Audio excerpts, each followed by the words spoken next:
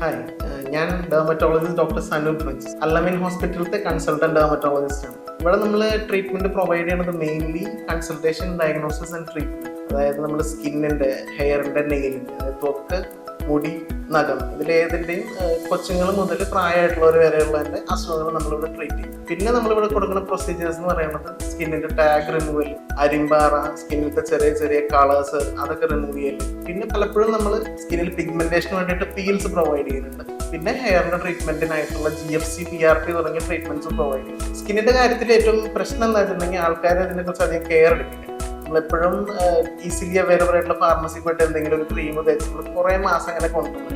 പക്ഷെ അത് പ്രോപ്പറായിട്ടൊരു ഡെർമറ്റോളജിസ്റ്റിനെ കൺസൾട്ട് ചെയ്തത് ട്രീറ്റ് ചെയ്യുവാണെങ്കിൽ സംടൈംസ് 2 വീക്സ്, സംടൈംസ് ഒരു മാസത്തിനുള്ളിൽ ചികിത്സിച്ച് ഭേദാവുന്ന അസുഖങ്ങൾക്കാണ് ഈ എന്തെങ്കിലും ഒരു ക്രീം ഫാർമസിയിൽ നിന്ന് മേടിച്ച് തേച്ച് മാസങ്ങൾ കൊണ്ടുപോകും. അങ്ങനെ തേക്കുമ്പോൾ നമ്മുടെ സ്കിന്നിന് ക്ലിയർ ആവണില്ല എന്ന് മാത്രമല്ല, ഡാമേജ് ആവും കൂടെയാണ് ചെയ്യുന്നത്.